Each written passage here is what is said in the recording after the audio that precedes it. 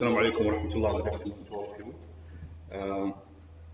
Very happy to be here in Bahrain, and thank you, Ian, for asking me to come and present. It's going to be a quick review about hypercalcemia, and before that, now we're witnessing the second year for Badr, and the father of Badr, is, as you know, is Dr. Wayam Hussein. So I hope that I will live enough to see Badr be 15 and 20 inter-college, inter-medical school, and go to Ohio and take the fellowship in endocrinology and come back like the father, exactly like the father.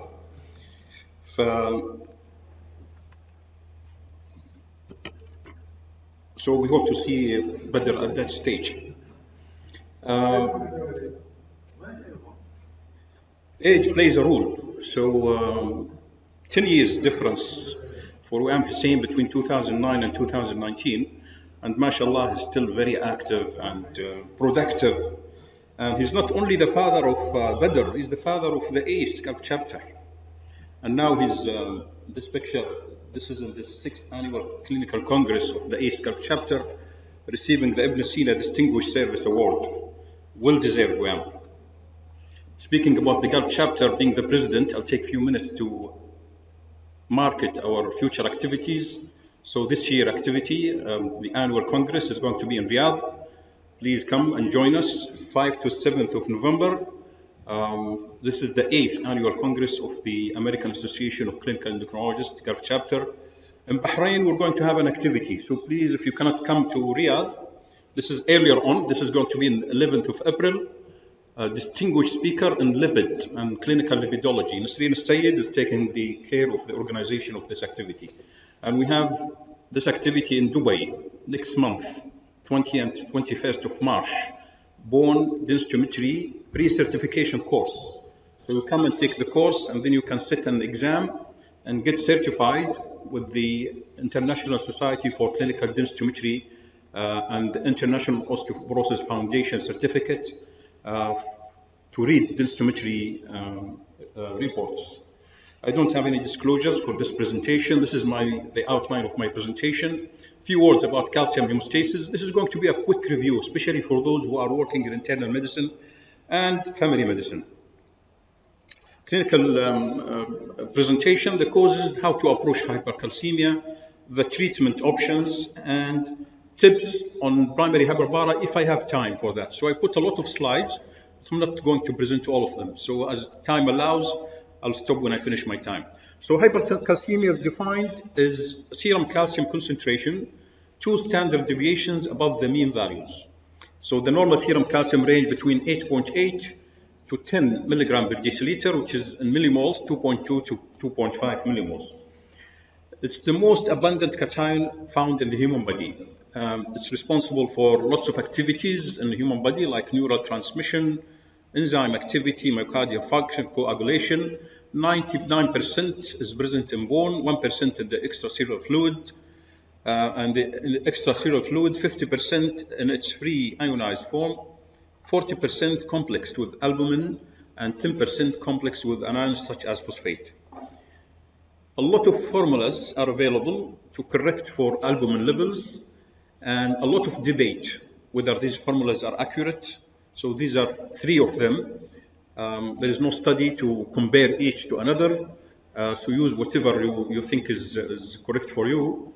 And many people say that most of the time you don't need to correct if the serum albumin is normal. And you can use the regular calcium. You don't need adjusted calcium, except when the albumin levels are abnormal. There are 4 organs mostly involved in calcium hemostasis. So parathyroid glands, the bones, the intestine, and the kidneys. And quickly saying, PTH, the effect on the bone, is to increase calcium resorption and stimulated by low calcium and high phosphate. So mainly PTH is a calcium resorbing hormone. It makes 125 in the kidney, and that increased calcium and phosphate absorption from the gut. And the effect of parathyroid hormone on the kidney, as you know, to activate the conversion of 25 to the active form, 125, and that will lead to increased calcium resorption, increased phosphate excretion, and inhibited by 125 vitamin D. Spectrum of hypercalcemia: mild, moderate, and severe. So we say it's mild hypercalcemia. If you look at the level using the ionized calcium,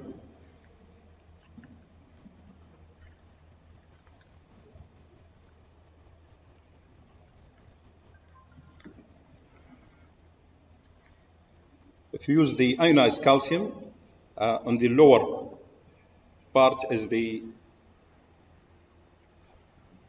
between brackets is the ionized calcium. So 1.4 to 2. This is not working properly.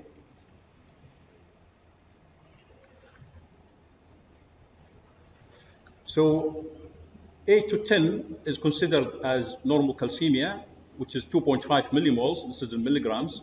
If you exceed coming between 10 and 12, this is mild hypercalcemia. Moderate between 12 and 14 milligram, which is 3 to 3.5. And if you exceed 3.5 millimoles, this is severe hypercalcemia. What are the causes? As you know, any dysregulation in the parathyroid gland, we divide them into PTH dependent and PTH independent. So the PTH dependent, as you know, primary hyperparathyroidism, which could be sporadic, familial, or associated with multiple endocrine neoplasia, type 1 or 2. And we know there is tertiary hyperpara, which is related to kidney disorders. Hypercalcemia related to vitamin D intoxication, and usually 25 vitamin D, D2 over-the-counter supplements. And that's very rare. As you know, there have been reports of patients using very high doses of calcium over-the-counter, and the toxicity needs a vitamin D level above 250 nanomoles. So accidentally, some patients utilize 10,000 international units of vitamin D for weeks, and no toxicity has resulted because mainly the body will regulate the formation of 125 from 25, the conversion of 25 to 125, despite the high doses of intake. Vitamin D related also is the cause of hypercalcemia in patients with Hodgkin's lymphoma and granulous diseases like tuberculosis and perilosis and so on, sarcoidosis. The other causes are medications, and mainly the medications are very rare to see nowadays: thiazide diuretics, lithium, used for manic depressive illnesses, milk alkali syndrome, which is ingestion of a lot of calcium supplements present in antacids, vitamin D intoxication, which personally speaking, I have never seen a case of vitamin D intoxication.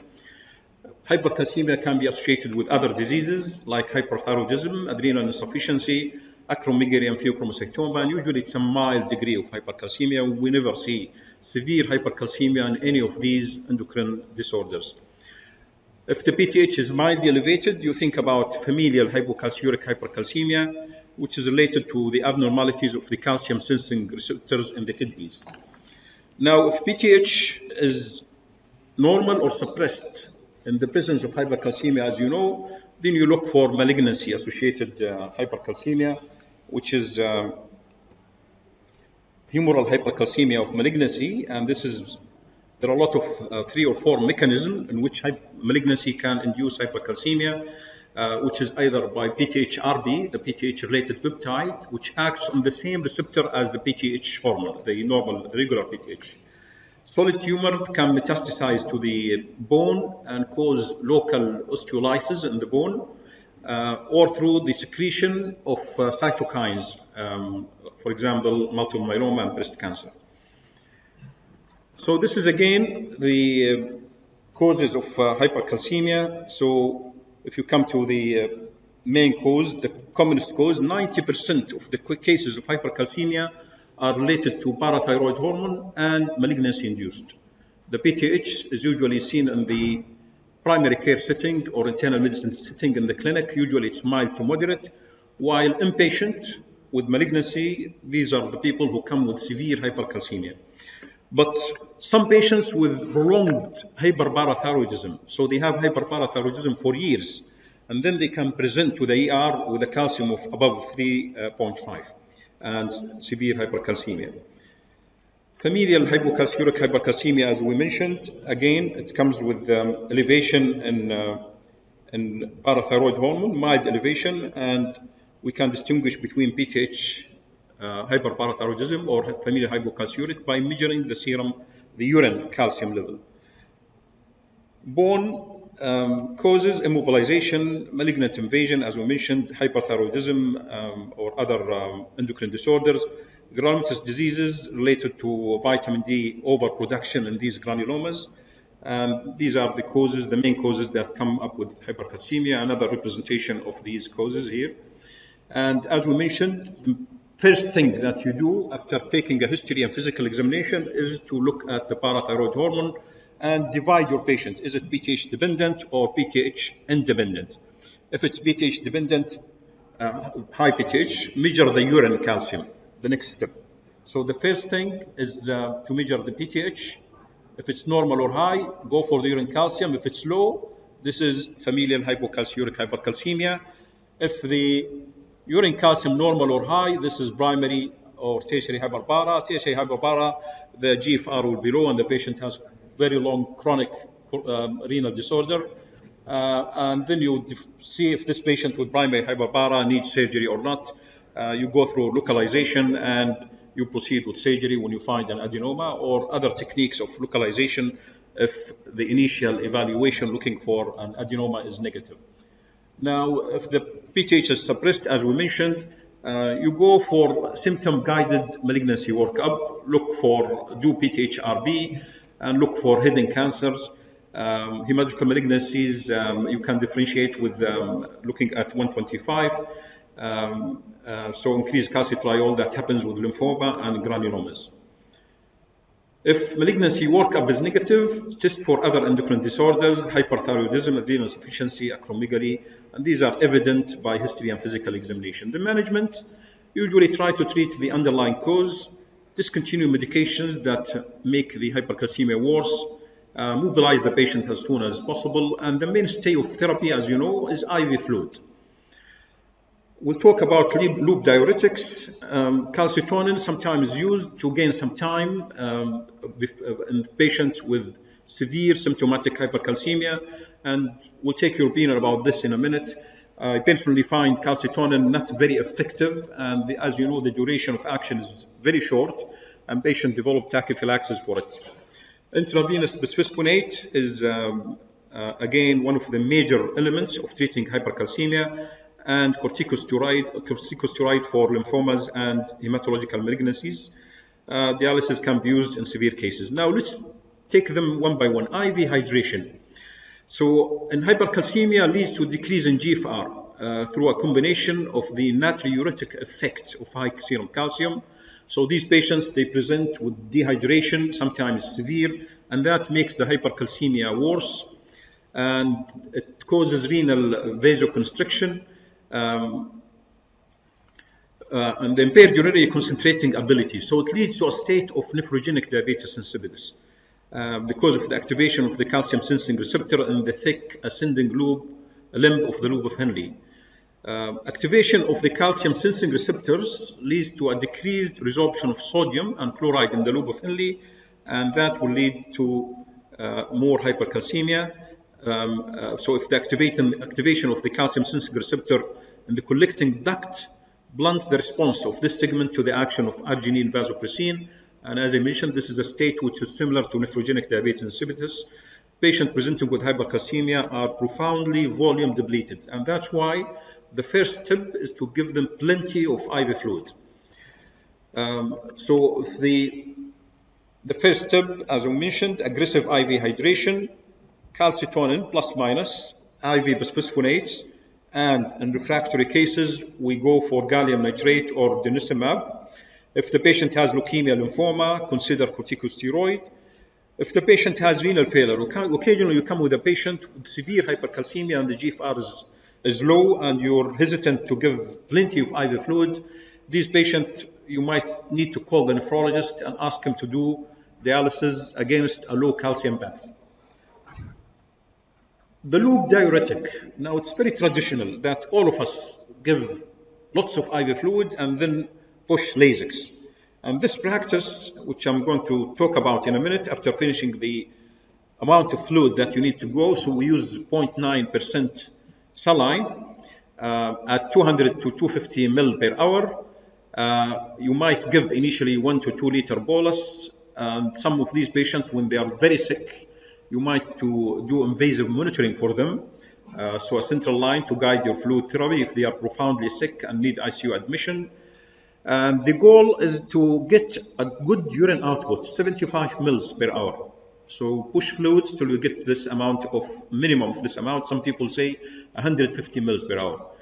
You watch for volume overload and watch for electrolyte imbalances. So these patients, once you start high dose IV fluid, they might develop hypernatremia because of hypercalcemia-induced nephrogenic diabetes insipidus, and may require changing from the isotonic to fluid to hypotonic, so low quarter saline or half saline. Or some of these patients, if they are profoundly hypernatremic, you might shift to 5% glucose, dextrose. Now, the loop diuretic. This is a very nice narrative review of Lasix for hypercalcemia. And the authors concluded that, as you can see from the title of this paper, an unproven yet common practice.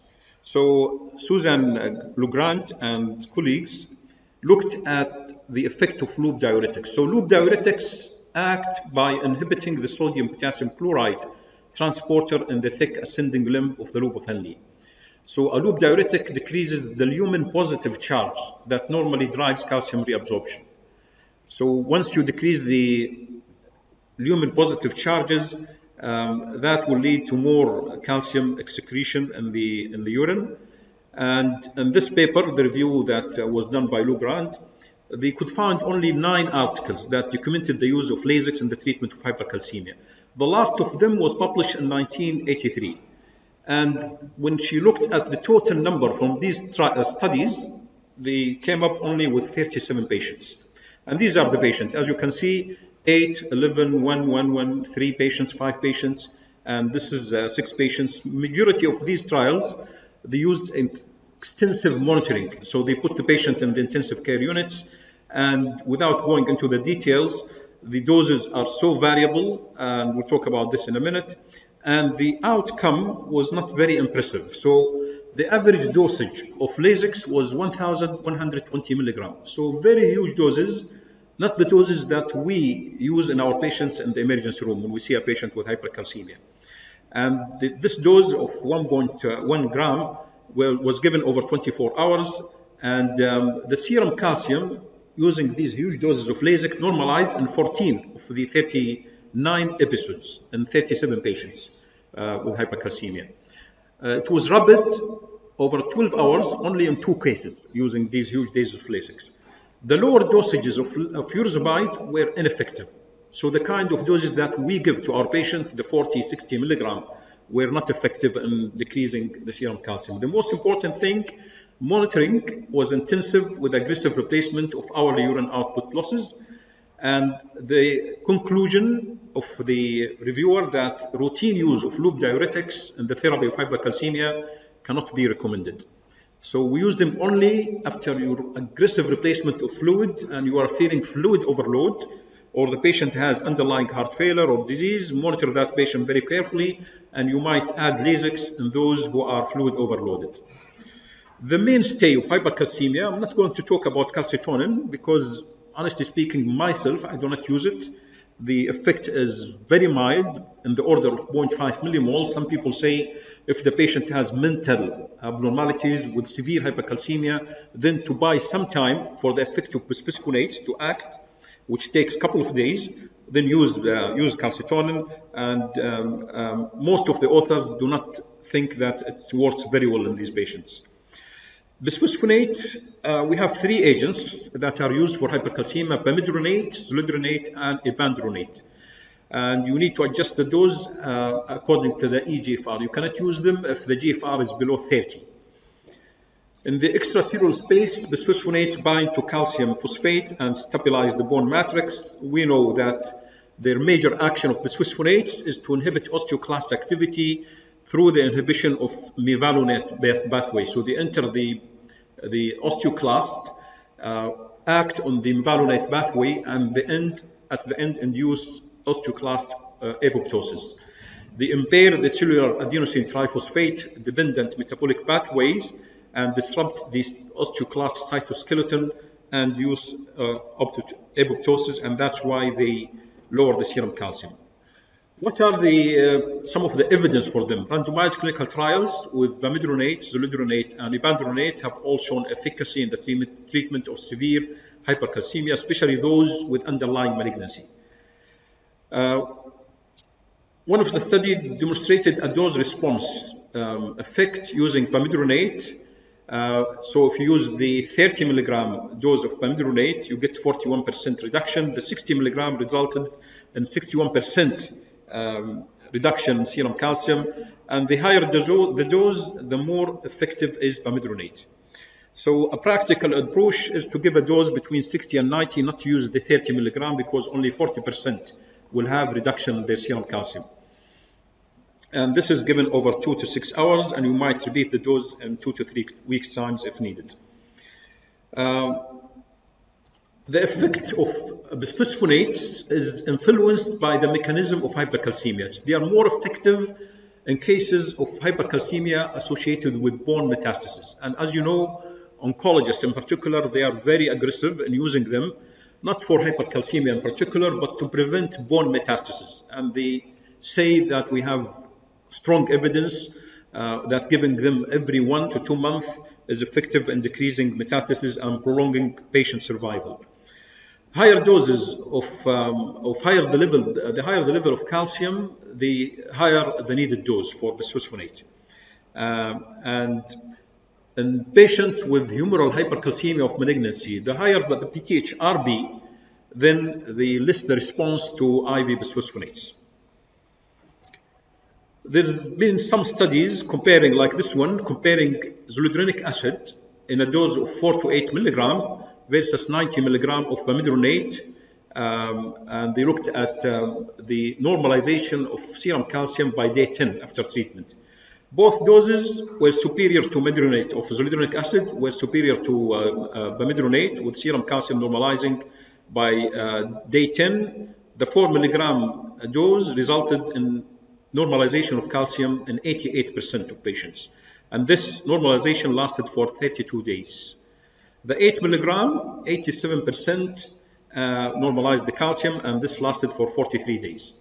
While 90 milligram of bamidronate, only 70% normalized in 18 days. So it's a common sense and a common practice nowadays that in many hospitals, they use zoledronic acid more in favor than bamidronate, mainly because the effect is stronger and more duration of normal calcemia. The effect is influenced by mechanism of hypercalcemia. So this is the previous slide, sorry. The other agent that has been looked at is denosumab. So patients who are refractory to bisphosphonate, especially in malignancy-associated hypercalcemia, you might try denosumab. And we know that it's an anti-cytokine that is very effective in patients to treat osteoporosis.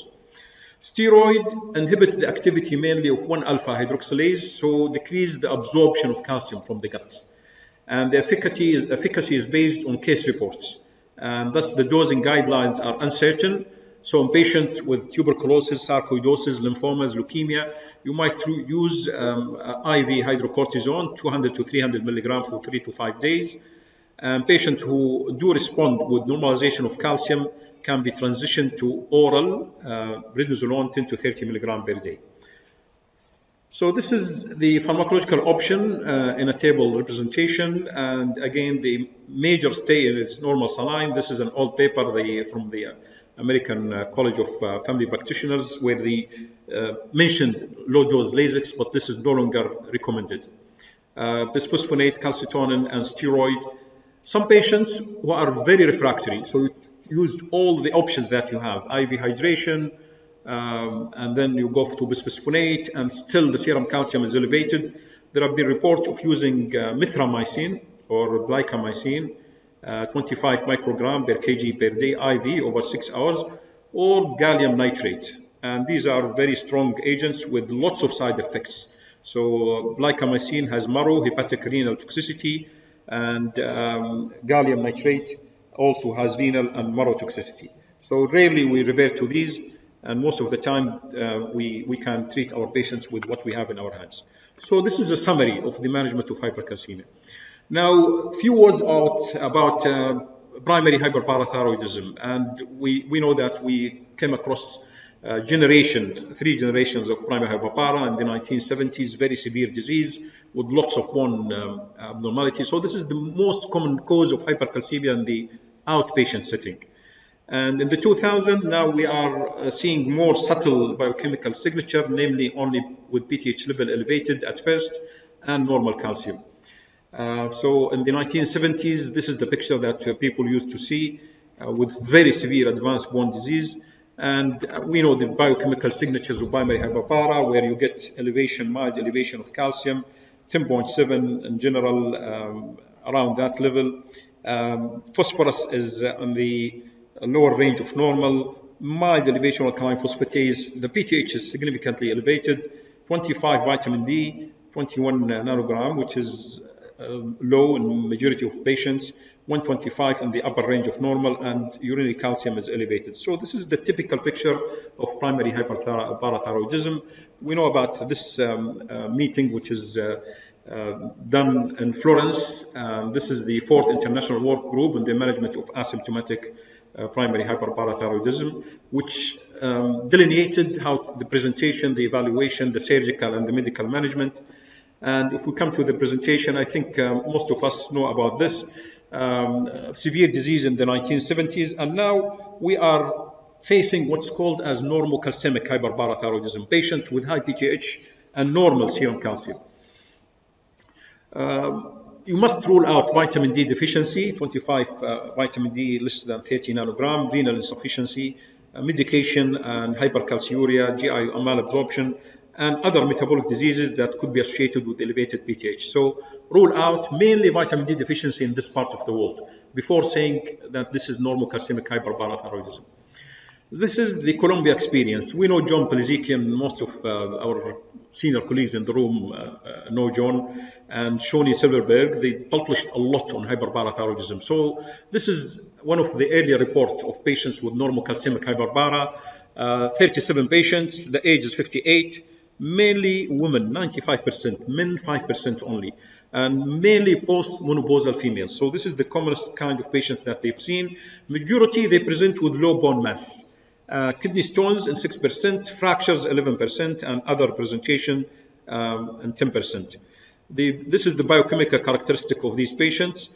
Mainly, calcium is normal in the upper range of normal.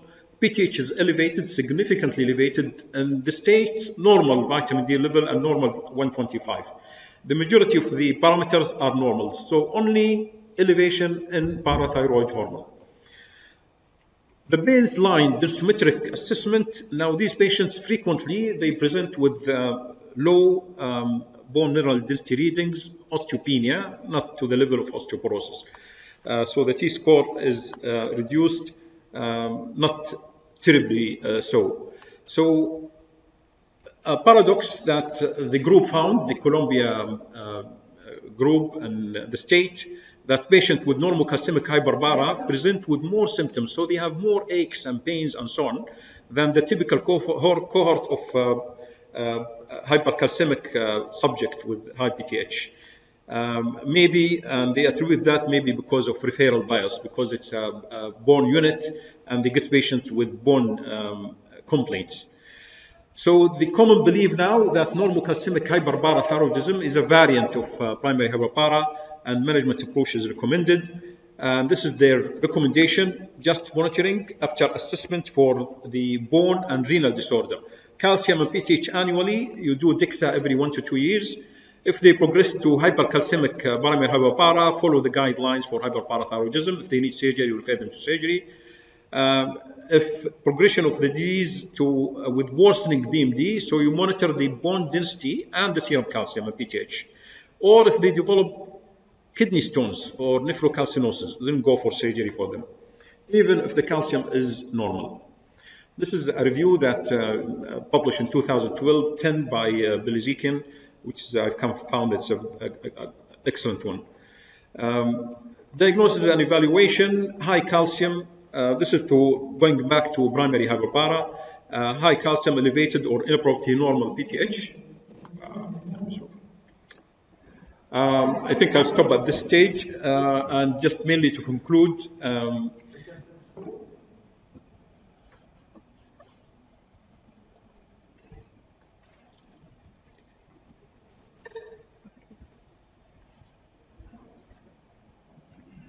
Can I take 1 minute more? Thank you, Said. So 2 things that we do in primary hyperpara, renal and skeletal assessment. If there are any abnormalities, you refer the patient for surgery. Fracture risk is elevated in patients with primary hyperparathyroidism. And quantitative CT might pick up abnormalities when the BMD is normal or near normal. So these patients with primary hyperpara, they have abnormalities, subtle abnormalities in the bone, and that's why they are at increased risk of fractures, even with minimally lowered bone densitometry readings. And this is demonstrated in many studies using high-resolution quantitative CT. So the lumbar spine BMD in primary hyperpara is discordant with fracture data, while the high-resolution QCT indices are concordant with fracture data. So in other ways, they are much better in picking up bone abnormalities in patients with primary hyperpara. You need to do renal 24-hour urine calcium assessment.